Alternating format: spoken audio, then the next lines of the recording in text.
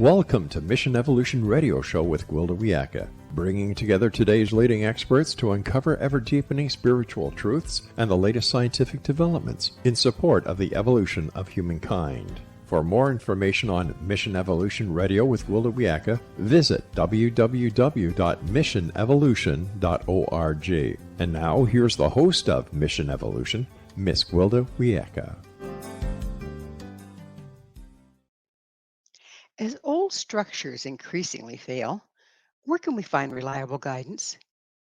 Could it be that ancient forms such as Druidry hold some answers to the problems of today? Mission Evolution Radio TV show is coming to you around the world on the X Zone Broadcast Network, xzbn.net. With us this hour to explore the hidden mysteries of Druids is Ellen Evert Hopman. Ellen is the author of Celtic Druidry, Rituals, Techniques, and Magical Practices. She's an herbalist, author, and druid who lives in an oak forest in western Massachusetts. Her volumes are far-reaching, including Celtic Herbals, a trilogy of druid novels, and children's literature. Her website, elleneverthopman.com. Ellen, thanks for joining us on Mission Evolution. Thank you very much for inviting me. This is a lovely topic, and it's one that I don't know a whole bunch about, so it's going to be very educational for me here. Your bio says you're a druid. What does that mean exactly? Well, if you ask 3 druids, you'll get 10 different answers, but I can only answer that from my own perspective, and I'm what's called a Celtic Reconstructionist Druid. What that means is that we scour the ancient literature and we look at the old tribal laws. We study the history, we study the linguistics, we study the archaeology, and we're just very interested in what people were doing thousands of years ago when all of Europe, from the west coast of France all the way to Russia, was oak forest. And we were oak dwellers, and we lived, in harmony with nature in tribal groups, which is very similar to the way Native Americans live, for example. And we feel like we can learn a lot by looking backwards. Well, I hope so, because looking forwards hasn't been helping lately. It's a little depressing looking forwards. Yes, so. Yeah, we're going to have to change our future a little bit here. Yeah. I understand that, I could be wrong here, but Druids, they didn't write down anything. They didn't leave a written history, did they? They had an oral culture. That's what I thought. Mm-hmm. But the nice thing is, or it's kind of a mixed bag, but when the missionaries came, the Christian missionaries, they started writing stuff down. So we have, for example, the tribal laws, the Brehon laws, which is the equivalent of about 25 volumes of literature. We also have wisdom stories, ancient wisdom tales. We have 2,000-year-old poetry. We have a lot, actually, that was written down by Christian monks. And the Druids did, and the Celts did write things down. They just didn't write down things that they considered important. Because those things were too sacred to be written down. So they were passed down orally, so that, for example, if you were a druid, you were trained by other druids, and it sort of kept the franchise, If the clergy, the Christians, were the ones that wrote it down, how much do you think it was colored and altered as a result of the two very different cultures? Well, that's a problem. I mean, this is an ongoing, it's fascinating to me. It's an ongoing effort. We're always trying to tease out what is the old material and what has been altered, the subtle glosses. Sometimes it's really obvious, there's a nice story about a god and a goddess, and somebody turns into a deer or something like that. And then at the very end, it says something like, but so-and-so went to hell. So like, it's kind of, sometimes you can pick it out very clearly what was added. But sometimes it's difficult. And there was things probably removed as well, you think? Oh, yeah. Yeah. Hmm. So it's quite a work in process, it sounds like. It's an ongoing work in progress. It'll keep scholars going for generations, I'm sure, if we're still around. What drew you personally to it? Well, I was born in Austria, and when I was very small, my mother was always talking about the Celts because she was very interested in archaeology, and there were a lot of digs going on. She was an artist, and in at the time there were graveyards, Celtic graveyards, being excavated, and they were finding jewelry and metalwork and things like that. And my mother was just fascinated. And what I remember most was the respect that she had. She just always talked. I could always feel the respect. I didn't know who the Celts were. I just knew that this was something that you were supposed to have a lot of respect for. That's all I knew. And then I promptly forgot about it and didn't think about it again until I was living in the States and I was in my 30s. And I heard Celtic music for the first time. And I heard somebody say, oh, this is Celtic music. And of course, the Celtic music that we have now is not the Celtic music from then, but the word Celt came up, and, my little inner knower picked up. And I also spent some time in Scotland. I spent an entire summer at Findhorn, which is it's actually the oldest New Age community in the world. It's in Scotland.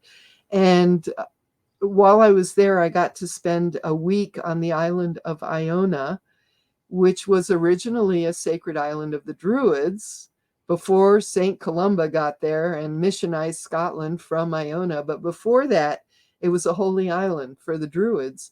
And that was where I think I first heard the word Druid spoken out loud. And again, Go ahead. I was just going to say it resonated. As soon as I heard that word, it just resonated, So are all Celts Druids, or are all Druids Celts? All Celts are not Druids, and all Druids today are not Celts, but 2,000 years ago they were. And I understand that the Celtic people, now we think of Celts as Ireland and Scotland, but wasn't it all across Europe at one point? Yeah, that's a misunderstanding. Most people think that Celtic means Irish or Scottish, and somebody with a kilt and probably red hair. Now, careful. Yeah. Well, the red hair actually comes from the Vikings, and Interesting. The old Celts probably had brown hair and dark eyes. So it's very different. But yeah, the Celtic culture, it's a culture. It's not a race. It's not based on DNA, because you had everything from Gaul, which is what we call France today, parts of Germany, Austria, Switzerland, the Black Sea area, all the way down into Turkey was Celtic. So where are most of the records found that you've been working with? Well, we study the literature. My group, Tribe of the Oak, we have an extensive bibliography that everybody has to read before they can even start their training. So we kind of scour the literature. And does it come from different countries, or is there a kind of a central location where it was recorded? Well, my group is very Irish oriented. However, in the books that people are expected to read, a lot of them are pan-Celtic. So I don't know if I should mention any books, but for example, Pagan Celtic Britain is one that I think of, and we have Celtic from the West, which is about Iberia. There were Hispanic Iberian Celts.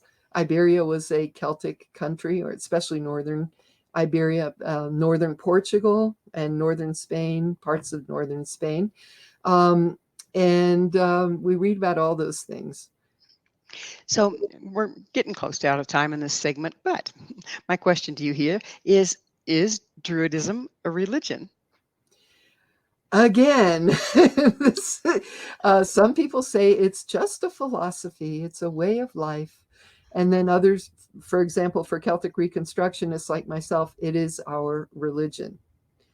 And it is a polytheist religion, meaning that we have many gods and goddesses, which the nice thing about being a polytheist is that you also respect other people's gods and goddesses, and you have no reason not to. So that's something for the future. If people could have a little more polytheism, they might get along better. Even a little more tolerance would be welcome, yes. Right. So in polytheism, while you have many gods and goddesses, is there still, like a Native American, they have a lot of different spirits, at least that they work with, but they do have the one great spirit, the all. Is that the same with the Druids? Well, okay. Again, a very tricky question. We are part of the Indo-European continuum, and Indo-European means it stretches from India all the way into Western Europe. And so if you look at Hinduism, Hinduism is kind of the eastern edge of the Indo-European religious landscape, and Celtic religion is the western edge. We have the same religion. So in the same way that Hinduism will talk about the Atma, or the great soul that's the origin of all things, that all gods, goddesses, and all creation emanate from the Atma, we would never give it, or I don't think they would ever say it's male or female, or Well, we're going to have to pick up on the Atma on the other side of a station break. Ellen and I will return very shortly, so don't go away. This is Mission Evolution, www.missionevolution.org. With us this hour discussing the Druids is the author of Celtic Druidry, Rituals, Techniques, and Magical Practices, Evert Hopman. Ellen, we were just getting into the Atma. Would you mind continuing with that? Okay, so I was talking about the Hindu model, which is the Atma, or the great oversoul, and all of creation, including deities, gods and goddesses, everything, spirits, humans, worlds, universes, it all comes out of that. And another word you could use for that is source. Unified field. Well, maybe, yeah, it's all one. It's all one, ultimately. Everything is sacred. Every plant, every tree, every rock, it's all divine. It's all sacred. So again, I'm only speaking for myself, because if you ask, as I said, ask 3 Druids, you'll get 10 different answers. But we even have Christo Druids. They follow Jesus, and they consider themselves polytheistic Druids, which I have a hard time wrapping my head around that. But yeah, so that's the model that I follow. I feel like there's a source which is unknowable at this time.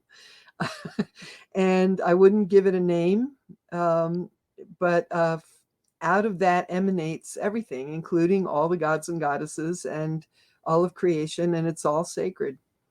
So it's the gods and goddesses are divinations of the all. So it starts to express different portions. Is that what we're looking at there? I would say emanations of Okay. source. They come from source, whatever that is. You can't give it a name because it's too vast.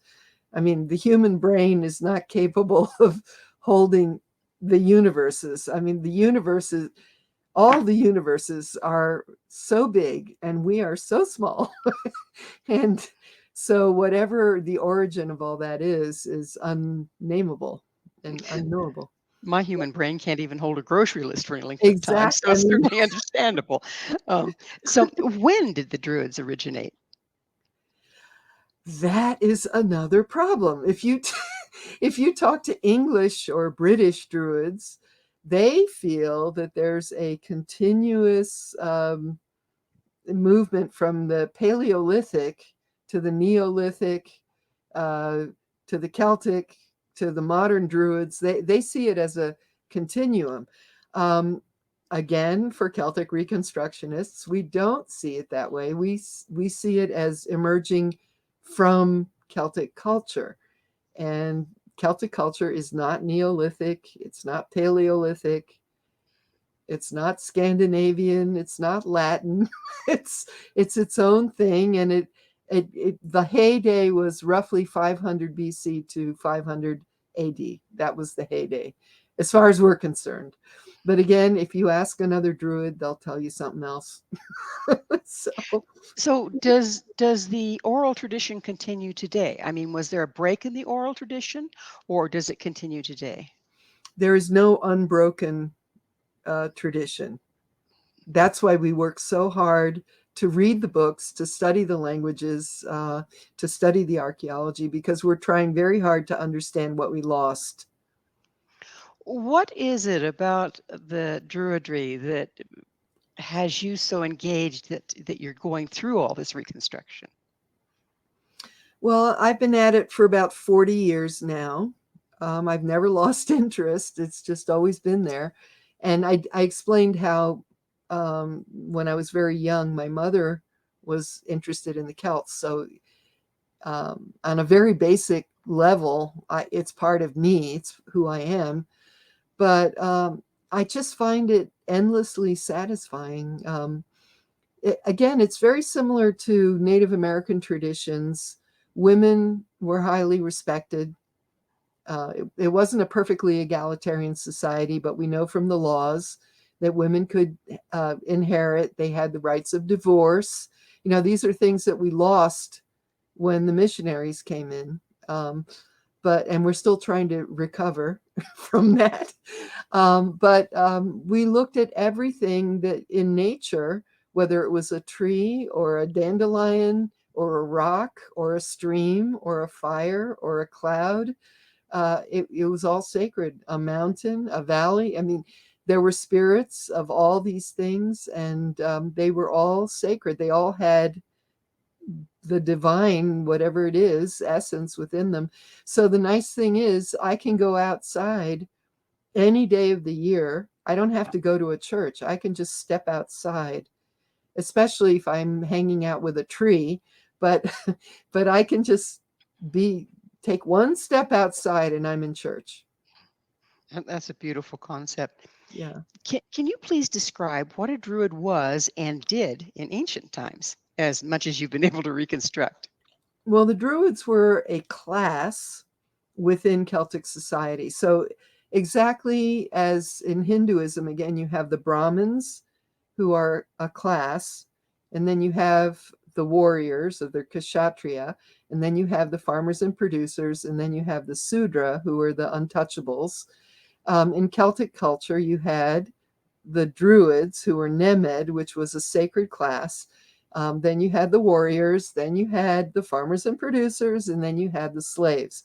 But it wasn't the way we think of it today. It wasn't a frozen caste system, and it wasn't frozen in India either. And in India, it only got frozen because of the Muslim invasions. When the Muslims came in and started invading, the whole culture got ossified. That's what happens when people get attacked. They get much more conservative and they freeze. So that's what happened in India in the 9th century. Before that, the more learning that you had, you could go up the social ladder. And if you behaved badly, you would go down the social ladder. Well, the same thing with the Celts.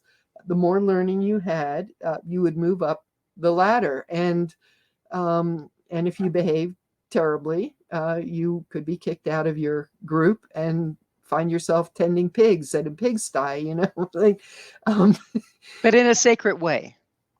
Well, yes, everybody was every sacred human being was sacred, yes, but you had different rights and privileges depending on your class.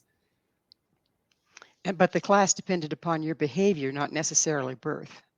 It was both actually in ancient times, because if you were born to Druid parents, you would have been trained by your parents and you would have been trained as a Druid. And the Druids were part of, it's called Nemed, the sacred class, which is the equivalent of the Brahmins.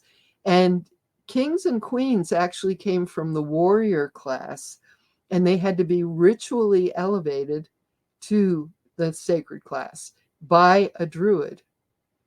Now, we speak of Druids. Were they like priests or monks, or was there a certain Okay, they weren't monks. They weren't celibate. And in fact, the very early Christian communities, people were married and had children. That only changed when Roman Christianity came in. But Druids were specialists. They were called the Esdana, or the people of arts.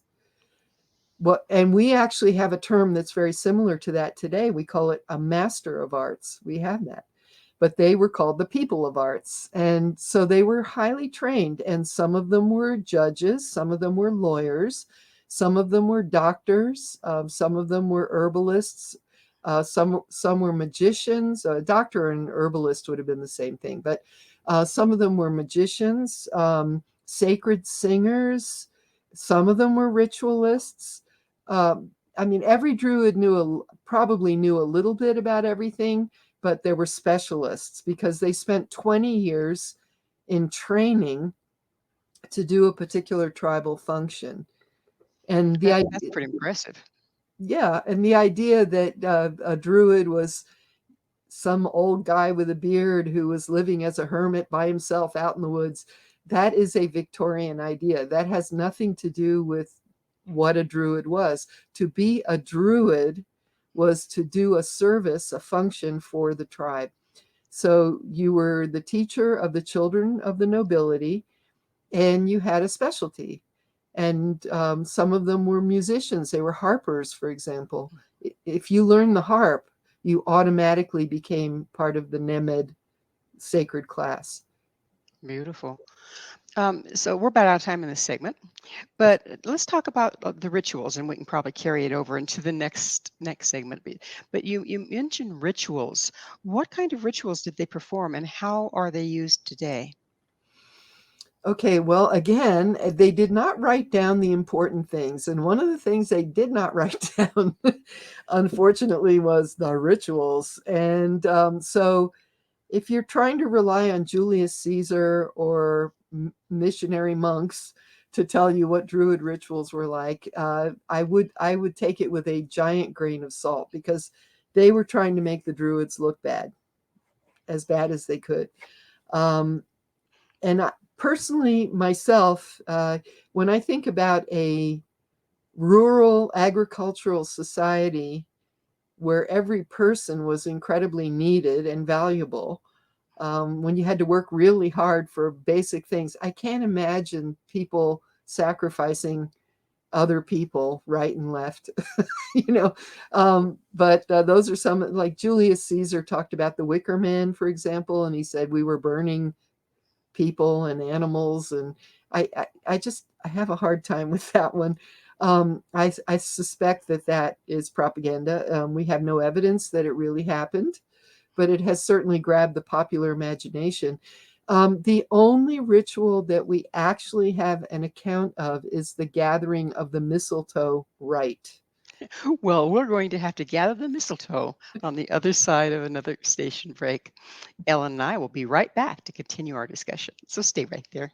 This is Mission Evolution, www.missionevolution.org. What possible use could Druidism have today? This is Mission Evolution, missionevolution.org. With us discussing ancient practices is Ellen Evert Hopman. Her website, elleneverthopman.com. Ellen, we were talking about the sad truth that a lot of the Druid rituals, or most of them, have kind of been lost to time. But you brought up the mistletoe. Explain what that is.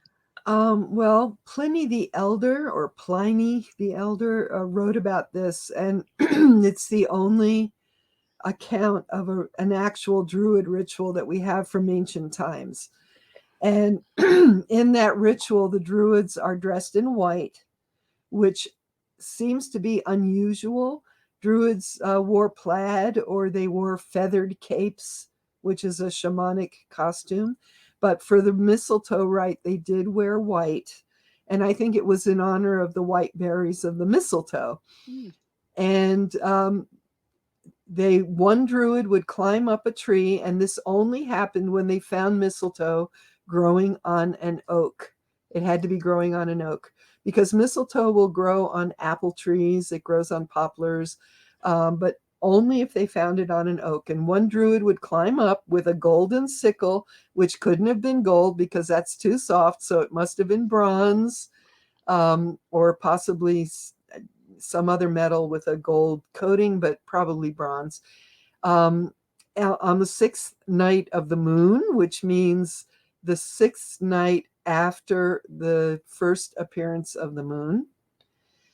And they would cut down with the golden sickle, they would cut the mistletoe. Another druid dressed in white would be waiting under the tree with a white cloth, and they would hold the cloth, and the mistletoe would drop onto the cloth.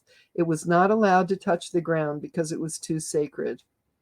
And mistletoe is an incredible medicinal herb. And this is the Viscum album, which grows in Europe. It doesn't grow here in the States. So please don't try it with American mistletoe. American mistletoe is poisonous. But this European mistletoe it's actually anti-tumor, anti-cancer. And I think the Druids knew that because, it was cause for celebration when they found it growing on oak. And when you have mistletoe that grows on oak, that has the most potent anti-tumor activity, which is amazing. And then they would sacrifice 2 white oxen. Now, and that was in thanks. Okay. So again, this is not some lurid thing where you're killing animals. I mean, remember that everybody lived on a farm, and if you wanted to eat meat, you had to kill the animal. We're used to walking down to the Stop and Shop and picking up something wrapped in plastic and bringing it home. They didn't do that. If they wanted a chicken, they had to go get a chicken, right? So they would sacrifice the oxen, and they would cook the meat, and some of it would be offered to the fire, because things that you put into fire rise. They go up to the heavens. So that if you want to make a gift to the gods and goddesses, you put it in fire. If you want to make a gift to the ancestors and the fairies who are underground, you pour liquid on the ground, or you leave offerings in a hole in the earth, or you leave offerings on the ground. So it depends on who you're addressing. But this was a way of saying thank you. And then the people would eat the meat. They would have a feast, So that's the only one we have record of. Only one you have. It sounds pretty shamanic in nature. Is how do Druids relate to shamanism? Well, I talk about that in the book, but we have actual shamanic practices that we know of, and I did write some of them down. But different kinds of meditations. For example, there's one where you're fasting and you go into a dark room, and you can put a cloth around your head so you have no light, or a piece of leather over yourself so there's no light. You're in the dark with a huge stone on your belly, and you lie there fasting until a poem comes out. And that's called the Stone on the Belly meditation. And we have other ones. There's one where you sit in a giant cauldron outside of a graveyard, and you call until a spirit comes to you. There's another really old one that we have. If they wanted to find out who the next king or queen was supposed to be, they would, again, sacrifice an ox or a cow, something like that. They would turn the hide inside out. It had to be a freshly killed beast. You turn the hide inside out, which makes it's almost like a womb. And they would sew the druid inside of that and leave them there until they had the vision of who was supposed to be the next king. Well, you'd be highly motivated to have your vision, wouldn't you? Well, what I find most significant about all of these, as I look at them, they're actually very feminine if you think about it. The stone on the belly meditation, if you're lying there on the ground with a big stone on your belly, that's a lot like being pregnant with a baby, on your belly, and you're sitting there. And then if you're being sewn into a bag, of a leather bag, That's a lot like going back to the womb, and then you emerge from that. These are very female, feminine kind of images, even, you know. So were the Druids then, was one cast of them or one specialty divination and seeing the future? Absolutely. I wondered. And was it a pretty large one? I mean, a large portion of what they did. Yes, and again, they had different specialties, but for example, bird augury is one. You see which bird is flying over, and based on what bird it is, that gives you a reading. There's another one where you get up before dawn and you stand in the doorway with one hand on the right jam, the other hand on the left jam. I think that's what they're called, the, the two sides of the door. And the first animal or person that walks by gives you your reading. So So, you're working with the betwixt and between, and that's really very common in Celtic shamanism. I wonder how closely they're related. well, that is Celtic shamanism. I mean, the Druids were, I mean, we know that they wore leather capes with feathers, right? Mhm. Which is a very typical shamanic costume. It, Um, it's amazing how much the shamanic practices across the world are so similar in certain ways, isn't it? well, yes, and I do want to say something, which is that some Americans get embarrassed. They don't want to use the word shaman because they say that's cultural appropriation because shamanism comes from Siberia. But I actually met a Siberian, or sorry, she was Mongolian. Sorry, I met a Mongolian shaman one time. I mean, she was the real deal from Mongolia, trained shaman, And I told her, I said, Americans don't want to use that word because of cultural appropriation. So, what word should we use? And she said, oh, use the word shaman. She said, the word shaman means awakening person. Oh, how appropriate is that? She said, feel free to use it. So personally, how does being a druid affect your daily life? Well, as I said, I can just step outside. Like if I go outside to the mailbox, for example, I'm already in sacred space. That's what I love about it. It's like every plant that I see, every bird that I see, every tree that I see, they're all sacred. I'm in sacred space everywhere I go. That sacredness, how does it change you? How does it change your life when you're walking and living in that sacredness? What differences do you see? Well, I've been at it for 40 years now, so it's kind of hard to tell, but I can't imagine living without it. Let's put it that way.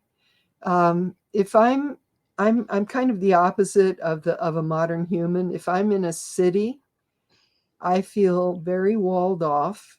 I feel bereft. I feel lonely. I feel cut off from life. Um, I don't get energy from cement, you know, and the noise is very hard on me. But if I'm in the middle of nowhere, if I'm in the middle of the woods or by the ocean or in a field somewhere, I feel like I'm surrounded by life, by friendship, by love, by affection, by energy. That's just how I feel. It sounds very appealing. We're about out of time in this segment, but real quick, does Druidry have a centralized authority or dogma? No, we do not have a pope. We like to say we don't have a holy book. We have libraries. We have holy libraries. There's lots of books now. You know, if you just Google Druid books or go on Amazon and put in Druid books or Druids or what, lots of books come up. So we have sacred libraries. And that's interesting given that they didn't record anything.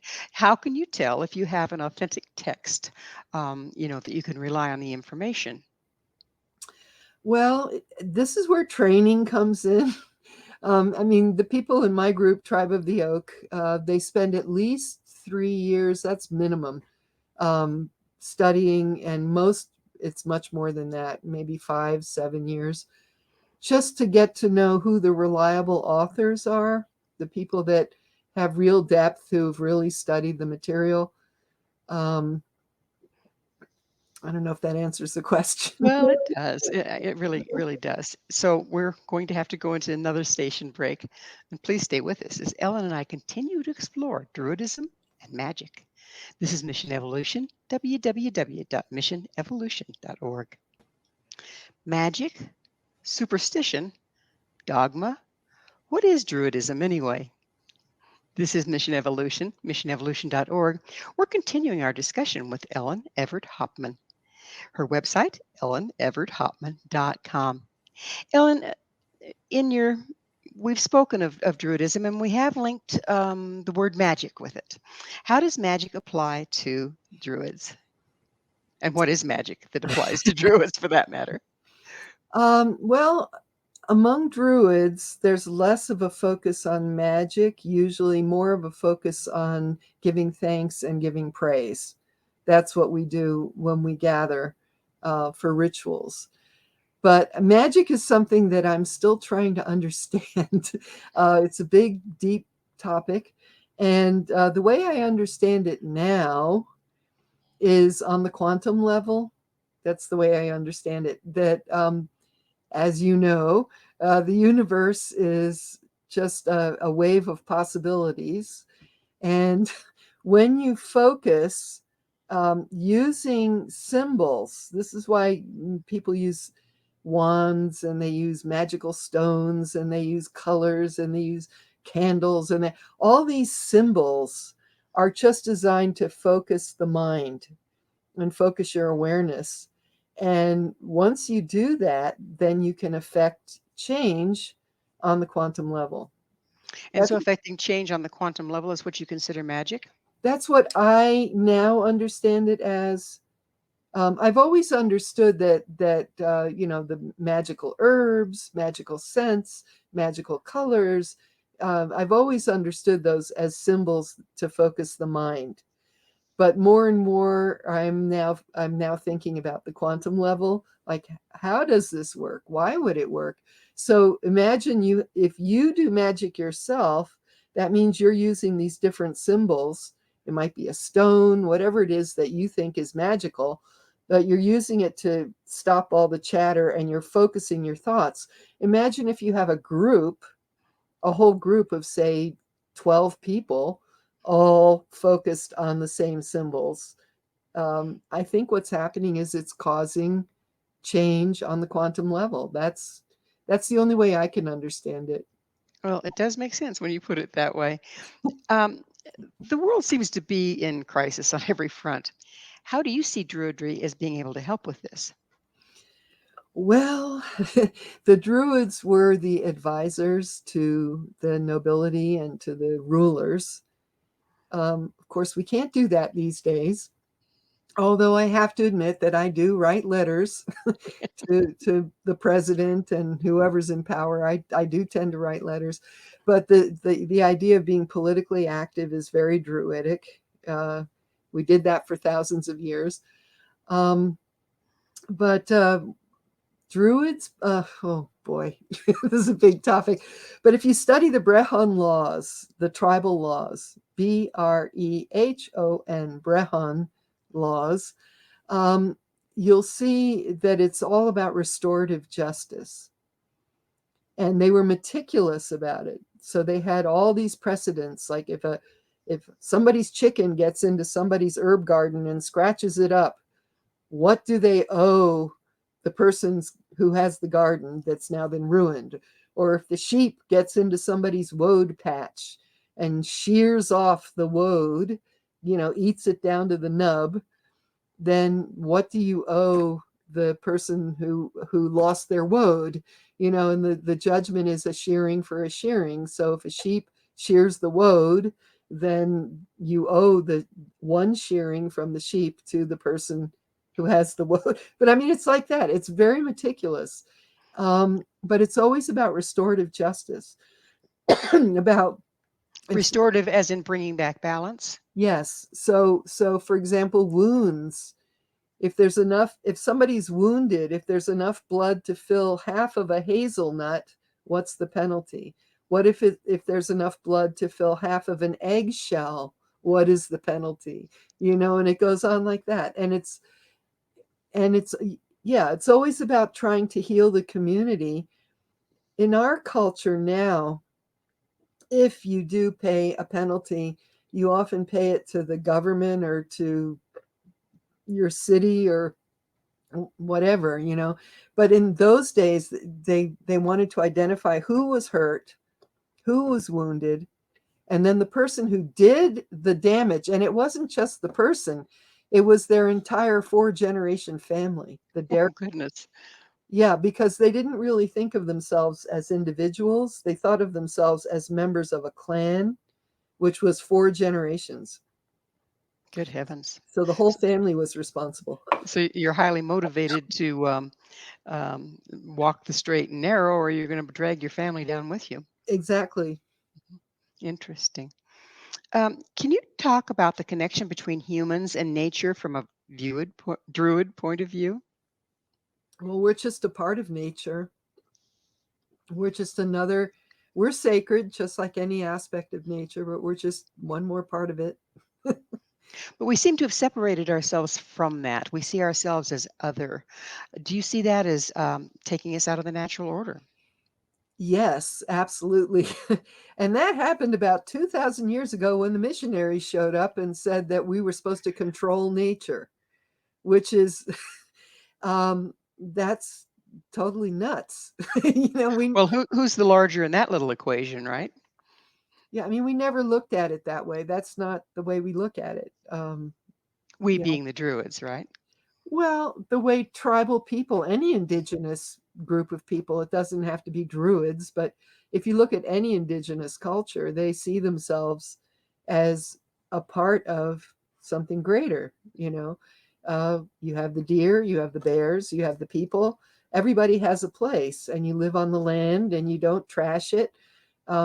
That's another thing. I mean, the Brehon laws talk about not hurting animals, not hurting children. This is why I have a really hard time believing that Druids were going around sacrificing people right and left. I mean, we know that there was human sacrifice. We do know that, but we don't know exactly why. Like, some people say it's because they were political prisoners, or prisoners of war. And some people say it's because Druids chose to sacrifice themselves as a gift to the gods to save the community. So well, it's that time in the show, Ellen, when I get to ask you, what's your mission? My mission. Your mission. What's your mission, Ellen? Well, I guess looking back on my entire life, because I've been at this for a while, it's always been about trying to get back to the indigenous values and qualities that we had I'm Western European, that's who I am, but what our beliefs were before everything got changed. Before we got all separated and whatnot, right? Right. And I try to bring it forward. I do that in my books. I do it in my teaching. I do it in my speaking. I try to take the old ways that were developed over thousands of years. People had to live in community. They had to figure this out. So, and bring that forward for today. That's a beautiful mission. We could certainly use some of that. How do you see our world changing if more people embrace the Druid way of life? Wow. Well, if we had respect, it comes down to respect. If we had respect for the animals, for the plants, for the trees, for the water, for the air, for the fire, we wouldn't be in the pickle that we're in right now. If we had respect for each other even, right? And for each other, yes. Yes. So what ancient wisdom from the Celts do you think are the most relevant to modern life? Respect. The respect part. The respect piece. I mean, the Celts, they weren't pacifists by any means, and they certainly stole each other's cows, and but there was no concept of genocide. Nobody went around slaughtering huge numbers of people. it just wasn't like that. It, you stole cows because you wanted to feed your tribe, and then they came and stole them back, Or took your sheep, right? Or took your sheep in return or whatever. Yeah, that went on, definitely. But warriors were much more concerned about having good hair, beautiful clothes, nice jewelry, a gorgeous horse. It was all about presentation. That was much more important than slaughtering vast numbers of people. Well, here we are, 2024, Mhm. and we're probably more separate and isolated and hurting Mhm. than at any other time in history. Do you feel that this, if we could start taking on some of these principles, it could start to mend that? Well, I think dropping the cell phones would be a start. It's ironic. I mean, we're very connected through the internet and all that, but the more connected people are, the more lonely they feel. And it's especially true for teenagers. It's really bad for teenagers. And I happen to feel that kids should not have a smartphone until they're at least 18. That's how I feel. And so that they have a chance to develop friendships and work with each other and work it out, playground politics and real life, activities. Because it's just driving people nuts. It It is. really is. Well, Ellen, unfortunately, we are out of time in the show, but thank you so much for coming on and sharing your wisdom. Thank you. Thank you for having me. It's been a pleasure. Our guest this hour has been the author of Celtic Druidry, Rituals, Techniques, and Magical Practices, Ellen Evert Hopman. To find out more about Ellen, where you can find her books and all she has to offer, visit her website, elleneverthopman.com. This has been Mission Evolution with Gwilda Wiyaka. For more information or to enjoy our past archived episodes, visit www.missionevolution.org. But be sure to join us right here next time as this mission continues, bringing information, resources, and support to our rapidly evolving world.